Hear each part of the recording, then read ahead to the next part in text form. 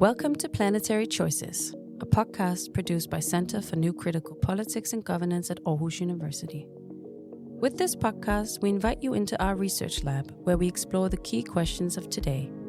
We bring together scholars, policymakers, and activists who are engaged in sustainable planetary stewardship. Thank you for joining us.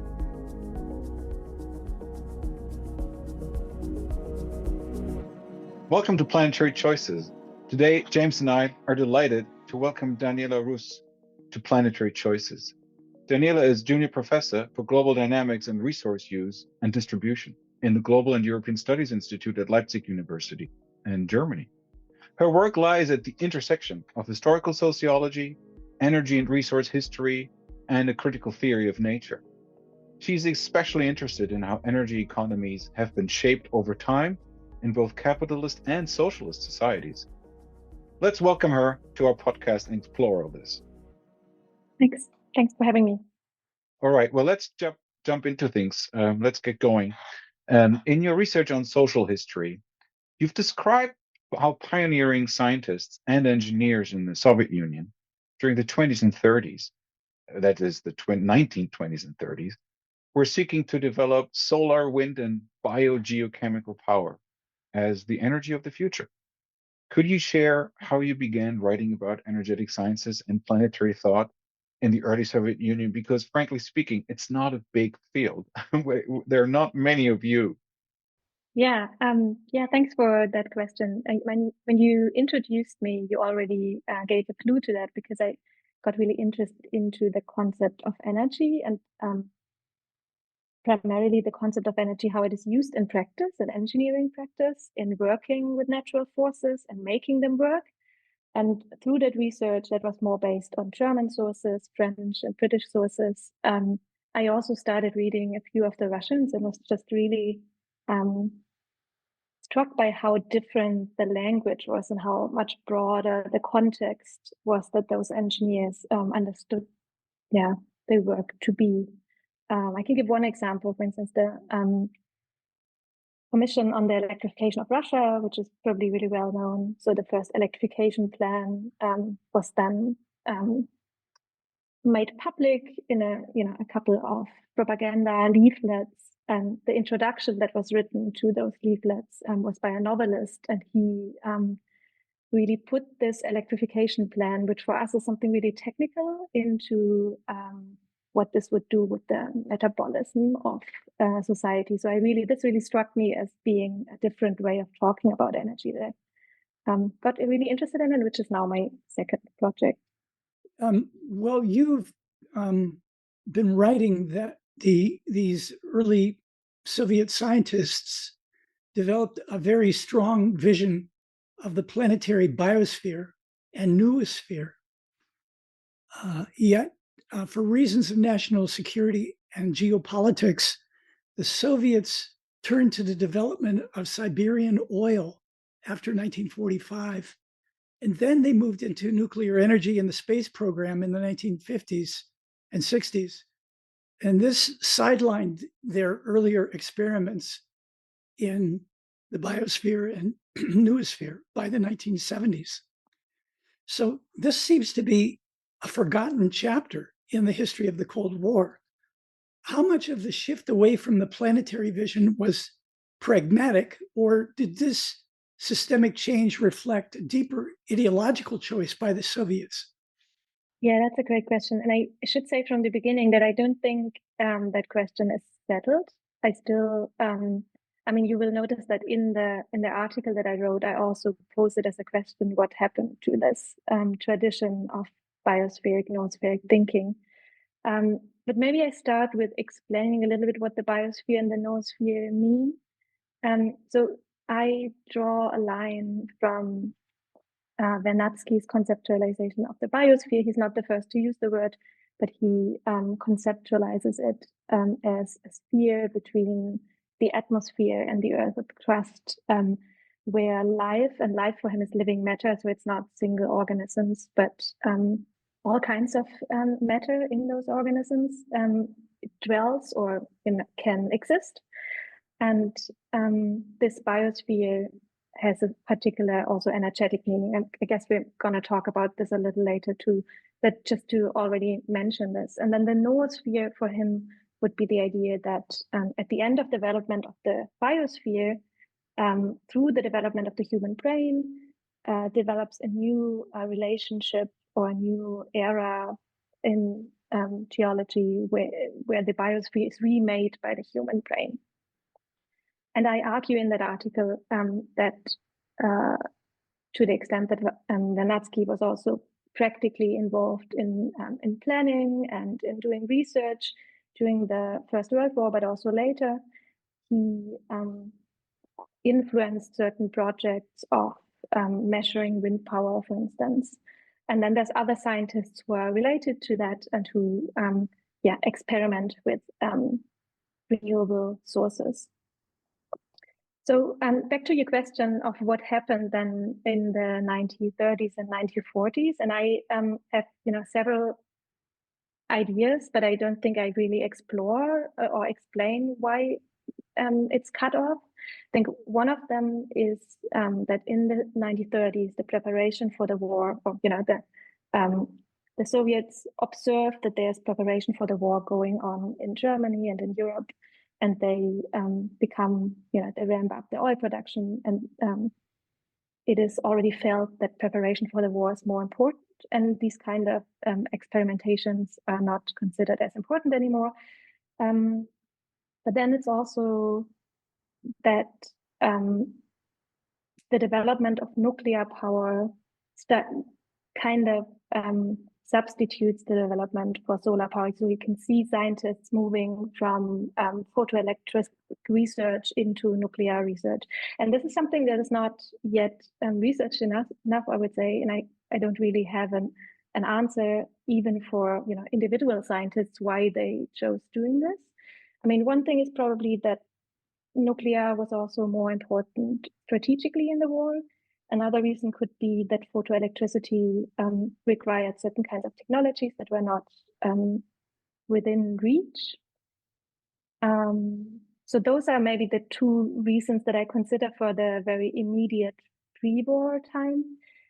The more general movement that you described towards an oil-based economy in the 1970s and 1980s, I think this has to be seen more in the context of an integration in the global economy, where the Soviet Union also became dependent on selling oil for currencies, for foreign currency, and this became, towards the end, so important that they really depended on keeping their oil production and extraction going.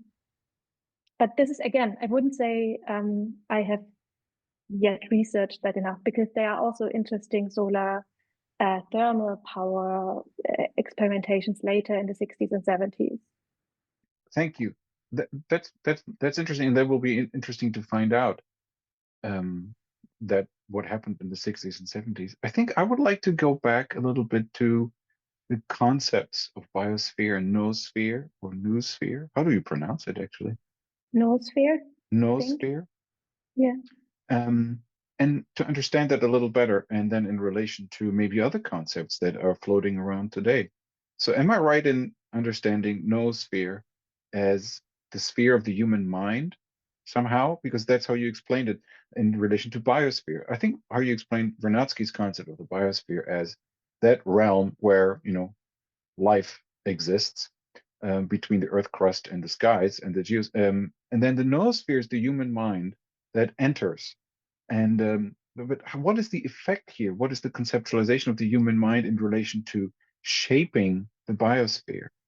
Could you dwell on that?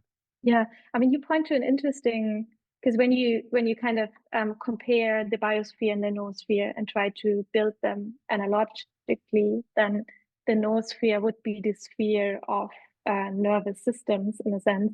But I think this is not what he means. As I understand him, the noosphere is the biosphere remade by the human mind. So it is still a biosphere, but it is a biosphere that is consciously, intentionally remade by human beings using their brain. Okay, great. That's clear now. So if we say this is the noosphere, according to Vernadsky, or according to a Soviet discourse in the 30s. How do you think this relates to environmentalism or the Anthropocene or ideas of global warming today? Do they share similarities, or what are the differences? Is this an early rendition of the Anthropocene? Yeah, I mean, maybe we can go back one step, because the first question you asked is about how the biosphere relates to the noosphere, and this also means historically, right? So for Vernadsky, the noosphere develops out of the biosphere. And the biosphere, as I already said, there's life for him as a force that remakes the biosphere. So it is a mechanism that stores and conveys energy, that expands the biosphere over the globe. So life is already a force. But then when the human brain develops, that is, it develops within living beings, but it becomes another kind of force for him. So the noosphere is remade by this kind of force of the mind. And I think this is important when we talk today about the Anthropocene. We don't have the same understanding of we are nature acting on itself that Vernadsky had in his understanding of the noosphere. So you would say a difference would be that Vernadsky's understanding is that there's no nature culture or nature brain gap. It's part of it. Whereas the Anthropocene would be conceptualized as humans interfering with nature.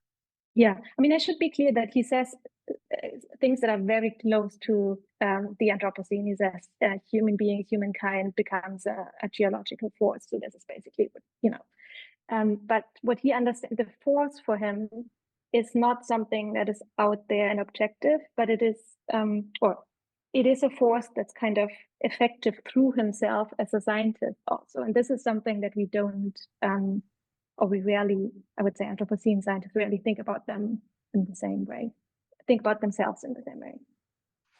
You, in your article about this, you also say that the early Soviets were convinced that coal was damaging the environment. So that would reflect the Anthropocene sort of, but they also tried to slow down the production of petroleum because they decided that they wanted to move in the direction of the biosphere, noosphere, and as you call it, the energy of life and those dynamics in science. So do you see this as a kind of characteristic of different ways of approaching these things?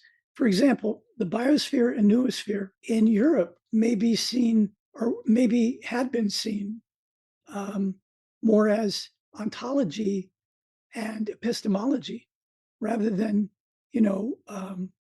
some kind of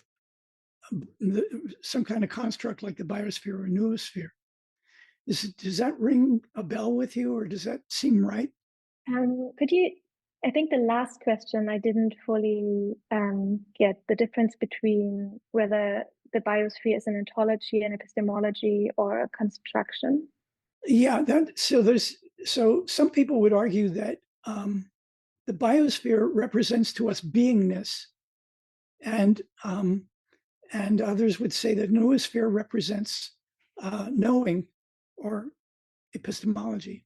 So do you think that the West became a little more rationalistic or positivistic in terms of seeing things in those terms, rather than seeing them in terms of the, as we might call it, the planetary vision of a biosphere and noosphere?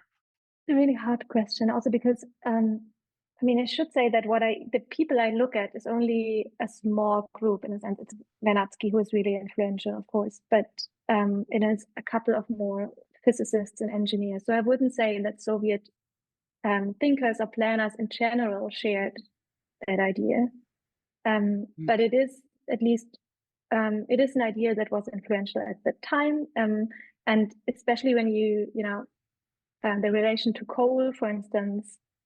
If you look at the numbers, the Soviet Union is very, very coal-based. The propaganda is very much on coal workers and so on until the 60s.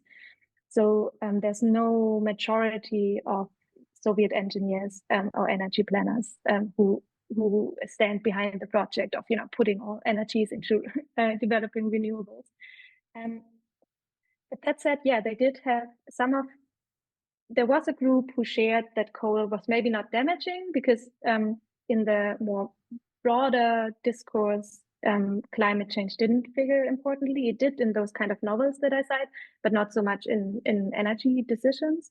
But they did debate that coal was limited for another, I don't know, couple of 100 years. And there's in general in the time in the 20s, before large oil reserves in the US were found, there's in general globally an idea that maybe oil is not playing a role because there's just not enough around. So, and this is the context in which it becomes reasonable for not only for those who already think in these planetary terms, but also for energy engineers to say, well, we at least have to study other sources.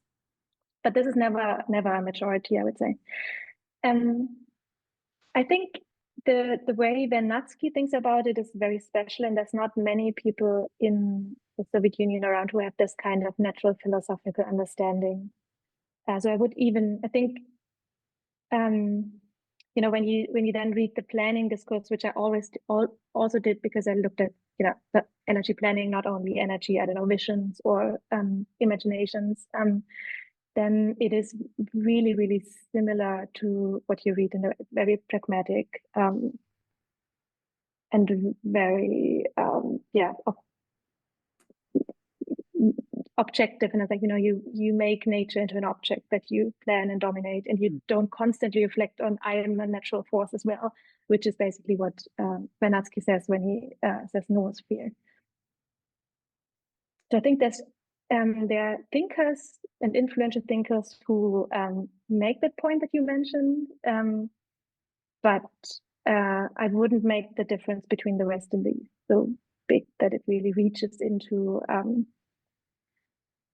how the energy economy is concretely planned. Or only in these few experimentations that I point out, but that are always kind of marginal experiments that never make it into into an important point of the energy balance of the Soviet Union.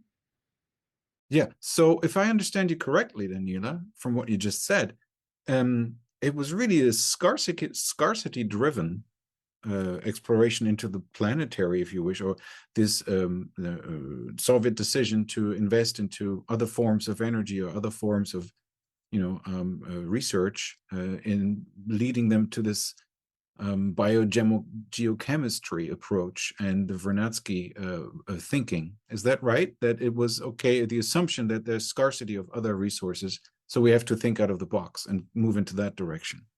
And how did that then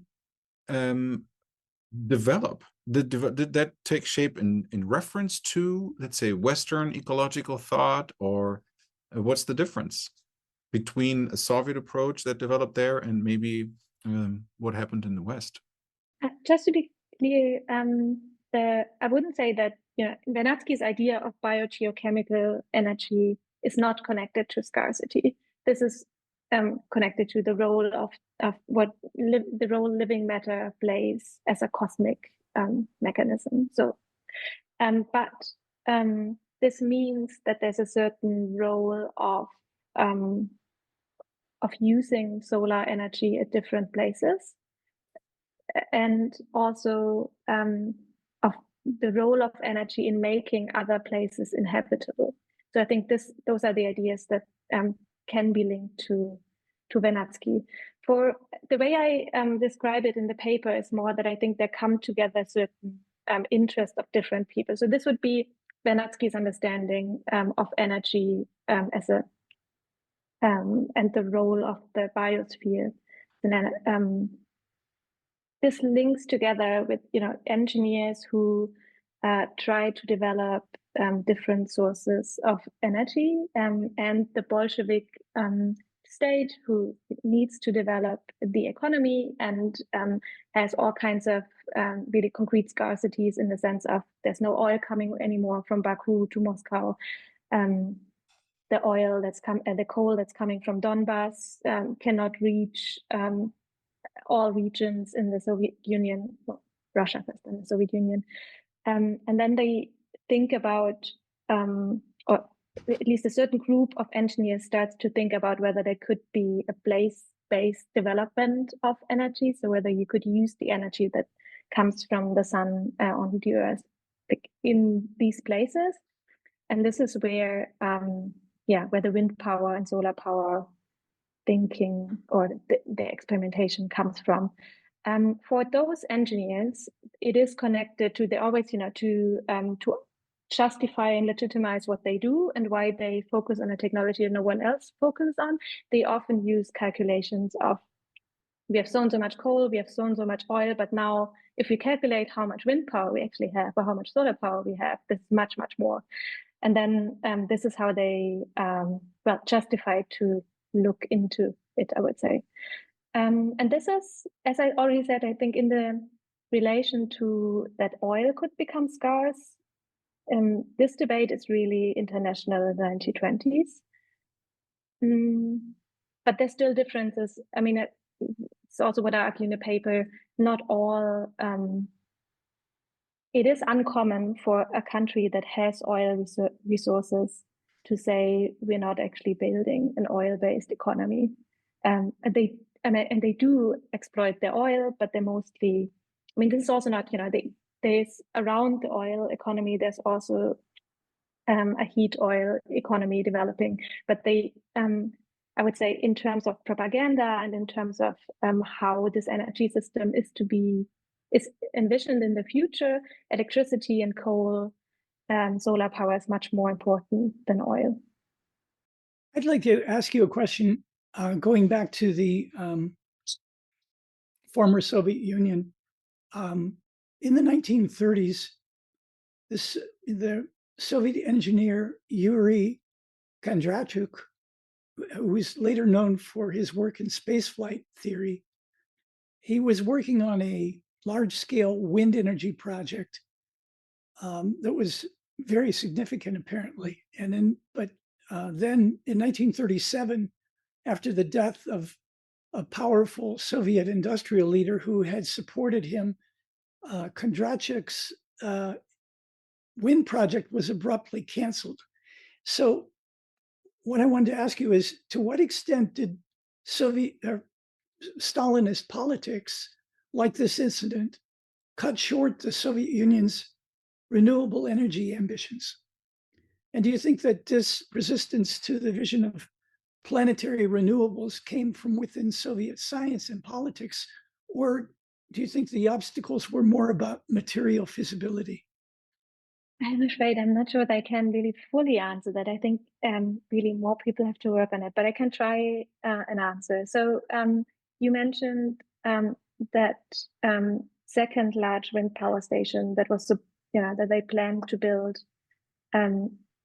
This is related to the plan I mentioned that Vernadsky starts to initiate a commission on for the study of natural productive forces already during the war. And the first study they do, the first survey, is on wind power. And following this survey, research on wind power is institutionalized in several institutes in the Soviet Union. And there are prototypes of really large wind power plants, and those prototypes were at the time the world's largest wind power plants. One of them stood in Crimea, and then the second one you mentioned was supposed to be even bigger, and this was not built anymore. My impression is that 1937, this is already really preparation for the war, where you see, when you look at Germany, you see there's something going on, and this could become dangerous. So all these kind of experiments are not very important in terms of the preparation for war. You also see that oil already becomes more important in the late 1930s. I'm not sure whether I would say, you can see that there is an attempt in the early 1920s to do a certain kind of energy planning, and you can show that Stalin, whether he's now really against energy planning or against those kind of engineers and the power they wield, that he cuts short these kind of experiments. And then those engineers end up in the Academy of Sciences and found the Institute of Energetics. So, you could say by dedicating their work to research, maybe he even, in a sense, started this focus on renewables. So this is just a long way of saying that I think we really need more research on to understand why those projects were cut short. In general, of course, if you have coal and your railways work, then you have a source of energy that is much more powerful than any of these kind of really newly built technologies that don't yield so many kilowatt hours. So I think there's also an efficiency argument to it. Yeah. And I mean, in terms of I think the photovoltaic there, I would say probably there's also an argument about how much, like, you need really high temperatures to form these kind of crystals. But I don't know where the bottleneck was, but I can imagine there was some kind of technological bottleneck that they just didn't manage to build these kind of wafers for photoelectricity. But I don't know yet where that actually was located. I would like to look at the other side of abrupt changes and projects unfinished, and build on what you quote as well, that socialism is not just built for 100 years. 100 years is short. It's built for eternity or much longer. So there's a long-termism as well in the conceptualization of these projects. Okay, then there are political changes. Some of them are cut short, but there's a vision of, let's say, a planetary eternity or a really long-term vision. Now, obviously, from a political standpoint, anybody who says that this country should live for 1,000 years comes across as a little dodgy, if not dangerous. But when I'd like to stick with a long-term view here, do you think that what kind of long-termism could be? And I'm asking you to think a bit out of the box here now, or out of the 30s up until maybe this century's 30s. Can we use some of the long-termism to guide today's climate thinking and climate policies? Some of the stuff that they've been talking about. Do you see any parallels of some more ethics of long-termism that is maybe missing today because it's more of an alarmist situation? I mean, if you invoke long-termism, you already say more, right? Because this is an ideology that is even more than maybe we could stick for now with just the kind of time scales that we consider in politics, and without calling it necessarily long-termism. But okay, I do think there was this is the moment in the 20s and 30s that that makes it, I think, so fascinating for us, that they say these things and it's not yet just propaganda and just you have later points in time in the Soviet Union where the language is already so standardized that you have to say certain things, but here things are moving. It's not yet a kind of fixed code of how you say things, and so this is why I take them really seriously when they say that, and I think we could the quote goes on saying, we need a systematic siege of the energy question. And I think this is it's a good point. It's a good point. And it is, for them, this also, it made it possible to build an experiment with things that were not cost effective and efficient, at least for a short period of time. And I think this is something where, in a sense, the political and the political will to just experiment with these things and the scientific interest in it trumped economic considerations, at least for a short period of time. And of course, we can today ask, what would be possible, or many things are technologically possible but are not profitable or not cost efficient enough, or we have already certain kinds of processes by which we measure what what is feasible, how cost effective do certain infrastructures have to be, and then it's just not built. So I think what I like about it is there's kind of a political openness here to build things and try things out that I think we are missing right now. I would like to ask a follow-up question to that.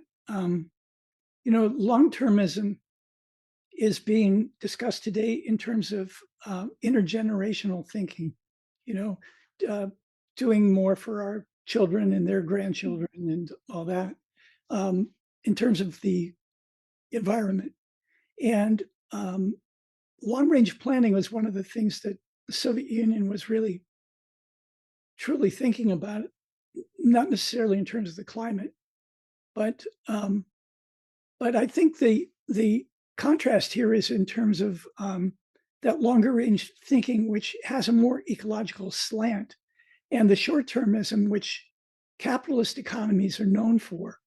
It's a short investments time period, and we can't look further ahead than 3 or 5 years. It's hard for markets to be able to do that. So following with that, I have a couple of questions. Isn't this one of the reasons why you believe that we're still more in a global age than in a planetary age? And also, do you think that planetary biopolitics can actually teach us how to balance national interests with the limits of the planet? So the long-range planning can be considered planetary, and the shorter-term thinking can be looked at as market-driven. And when I talked about the limits of the planet, I'm thinking more like Johann Rockström. There's planetary boundaries that we're encroaching, or we're actually going past them. And a lot of people are saying that we need to stay within the planetary boundaries. So that's what I'm saying is that can the planetary actually teach us how to balance national interests within the planetary boundaries? I think if you look at the planning practice in the Soviet Union, you can argue that it was not planned. So there's a lot of planning theory. There's a lot of good ideas of how you could plan, also do long-term planning. But if you see at what happened on the ground, then you can make the argument that it was not a planned economy. There were all kinds of spontaneous reactions to how you have to reschedule resources because it didn't work out the way that you wanted to, or incentivizing behavior by factories that then work against the plan, all these kind of things. So I think they didn't escape. I'm unsure whether the kind of planning, even planetary planning, can ever escape the politics and the conflicts that are there and the different interests that actors have, even if it's only in one sector. So I think this is what all of the planetary thinkers, also the ones that I present in the Soviet Union, really miss. I mean, they describe these beautiful institutions and the problems they would solve, but they rarely describe. They don't describe how institutional ways to deal with conflicts. They just say this is democratic, but they don't actually work out democratic processes that would make it possible to plan in a planetary way with all these kinds of different interests and values that human beings have. So I think this is really, you see, most of them are natural scientists and engineers. So this is also not really their field of study, but it seems to me this was the problem, and this would also be the problem today. We don't need, in a sense, a blueprint of an international governance of the climate, but what we need is, a political way to come from the very fragmented war-torn politics that we have today to get there, right? And I don't think this is not a problem of knowledge or of measuring the biosphere. I mean, this would all be important, but I think the more important thing to solve or to work on would be these kind of institutional democratic processes that can actually bring people together. I feel the need to ask a question about conceptual relations again. Similar to you, finding your feet here in this question. And I think you're totally right by ending with, a democratic institutional point of view towards the end, that this is really important, how we make it work. I would like to ask a question related to the work that you're doing or we're doing, also as academics or as people trying to understand what's going on and how can we make sense, and also picking up on James's idea of an epistemology here. If we look at, I want to ask you about maybe a ménage à trois here between three concepts, which is the planetary in two versions related to the global. And if we open Chakrabarty's book about the planetary, it appears as a great alternative to the global, which he kind of rejects or criticizes as being full of hierarchies, power, capitalism, colonialism, Eurocentrism, and it's anthropocentric. And so we need to move on to the planetary as this new human, non-human equal playing field. At least there's some, maybe it's a bit of an overstatement, but there's a bit of an ideal, almost utopian vision here of that type of the planetary versus the planetary that you describe, or this planetary of the early Soviets, of Vernadsky and the others. So could you put those three somehow in a relationship? That would be very, very interesting. And then if we have that kind of planetary thought, so that all thought relating to human fate and history, if we think of planetary thought as that thought that relates to human fate, to the fact that it happens on our planet in relation to sun, space, and all of that, this history becomes much longer. And what changes when we write history from that perspective? It's a big question. Oh, sorry. Hope you can answer it. Yeah. Yeah. I think the last way, the way you framed it in the end is how I would think about it.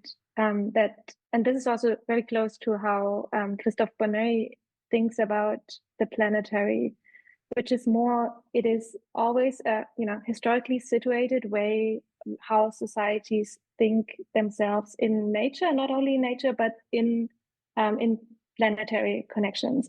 And this is not something that begins with the 70s, but it's much, much older.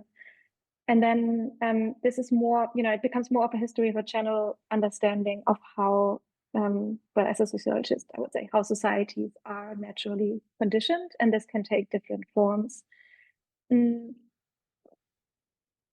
I think where Chakrabarty is right is that something changes in the 20th century with this kind of understanding of how we are in nature. But I think the stronger, for me at least, the stronger the stronger candidate for what changes is not that it is first global and then planetary, because this is already, frankly, as an energy historian, already in the 19th century, to think of a thermodynamic universe and to think of society standing in this thermodynamic history of decay is already a planetary understanding. So I think it's quite obvious that this is a much longer history. But what I do understand as a change in the 20th century is kind of an explicit formulation of the contradiction in society's relationship to nature, so that we reproduce ourselves industrially through the use of fossil fuels, and by doing this we undermine human life on Earth. So this kind of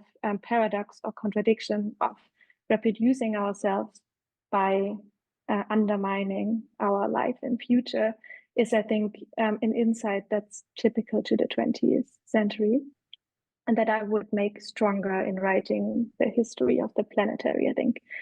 But this contradiction too, I would say, it's older than the 1970s, because it is already formulated in the world wars, when there's a kind of an ambivalence about technological development, and technology becomes a destructive force.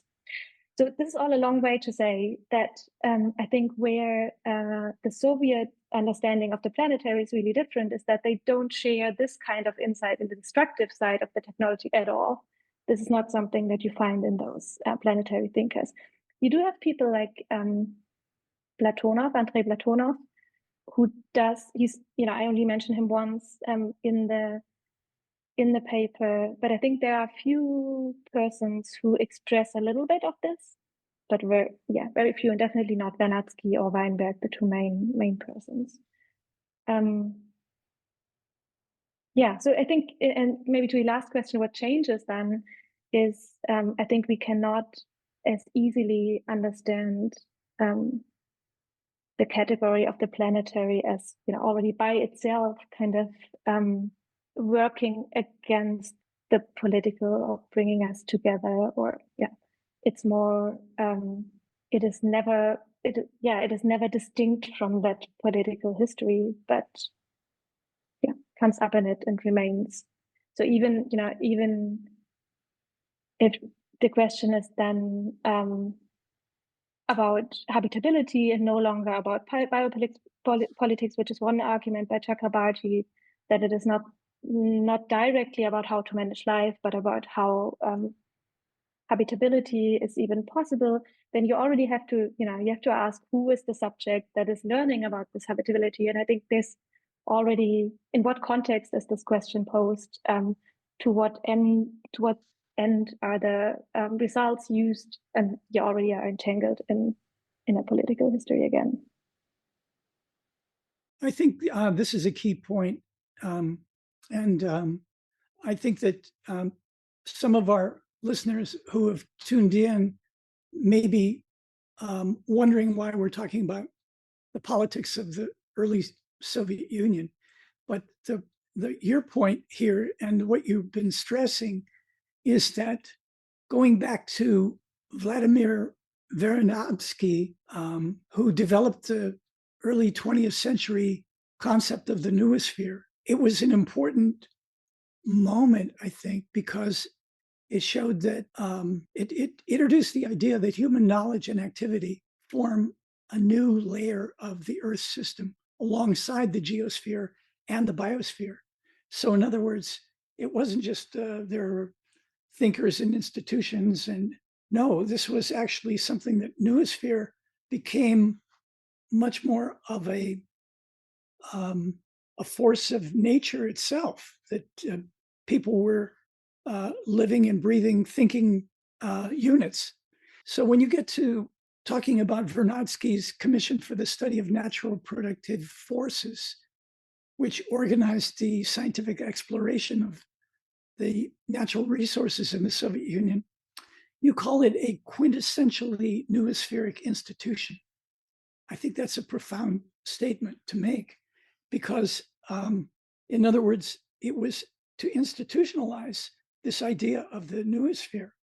Of course, it failed, but it was a landmark in a way which I think you've made note of.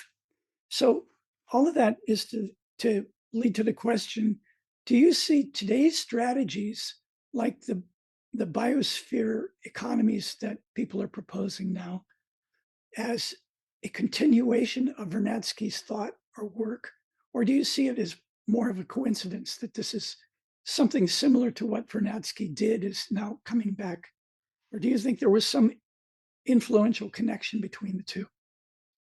When you ask about the continuations, I think this, or also the relevance of what this story has for today, I think there's several ways to answer, at least for me. I think one would be, as an intellectual history, to see where the noosphere and the biosphere concept comes from, what the context is in which it develops.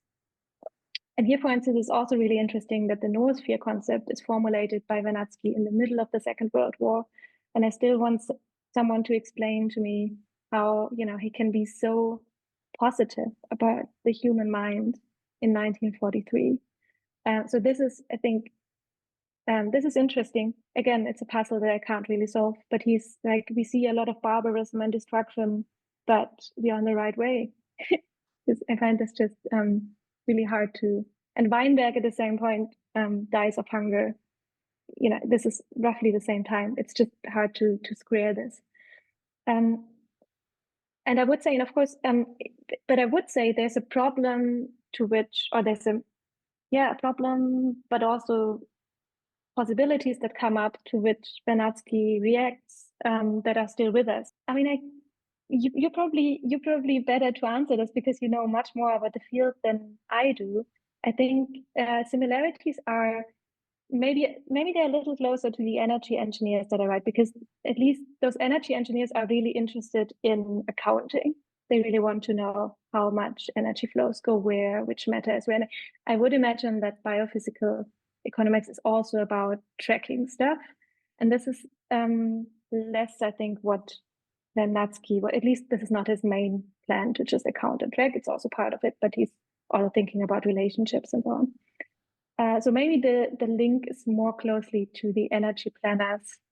A few of them try to do a more of a metabolic accounting in the beginning of the 20s. So there's definitely, I would say, a line there. James, do you want to come in here? No, I think that was a very thorough explanation. Well, I think so too. I mean, because I guess I would be turning the conversation into another direction, because somehow we're listening to you and reflecting on the noosphere and how the human, and particularly that moment in 1943, how he can imagine this all as a force of good or positivity when the world around him is in flames and his friends are dying. So it came to mind, Walter Mignolo wrote this book, The Dark Side of Modernity, and you can be all positive about things and have a great, possibly inclusive or optimistic agenda for peace in the world and prosperity and all that, and you create the exact opposite in other parts of the world than your own, or maybe even inside your own society. So there's a let's call it a darker side of the planetary. When is that there? Would you say that exists when we look at the noosphere as the force of the human mind, or human beings and the human mind as a geological force, and they can use their knowledge to destroy the planet? I mean, it's not just a knowledge that they can use to, have renewable energies and all that, but if I understand it correctly, it's a force that can go in all sorts of directions. So would that darker side of planetarity, as that I filter from talking to you and reading what you write, what do you make of that? And what does it do to the planetary as a critical category, or maybe even as Chakrabarty and others have embraced it as a utopian category? I mean, for me, that definitely exists in several ways. That you can read them in a way that you think, when I take you seriously, I see the problems, or I can imagine where this would go.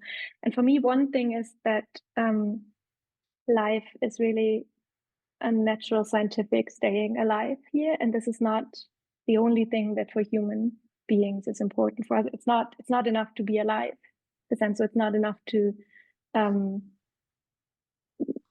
to be living matter in the and to reproduce myself as living matter in the biosphere, where you can see how brutal this could be if you manage population in that way. This is not what Vernadsky thinks, but I think this is inherent in a natural scientific understanding of humans. Then there's also something in that natural philosophical turn that he does, where he sees himself as, in a sense, acting out nature, but then whatever comes is, in a sense, already naturalized. It's not a decision to build the noosphere, but it is the development of nature. So it brings up kind of a naturalization, almost an automatic process into it, where the political doesn't play. I mean, in general, the political doesn't play a big role for him in the development of nature.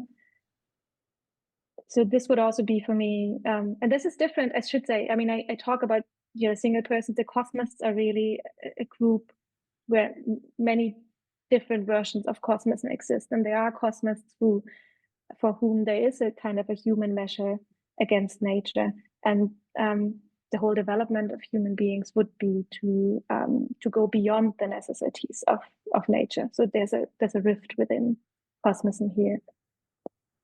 And then lastly, I think this is already what I mentioned. There's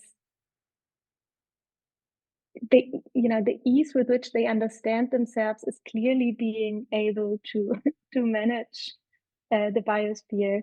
I mean, you see this in the little short story that I mentioned at the beginning of the text, where Boris Veinberg, a geophysicist, writes a story about this committee on the improvement of the terrestrial globe. And of course, this committee is entirely staffed by engineers and scientists.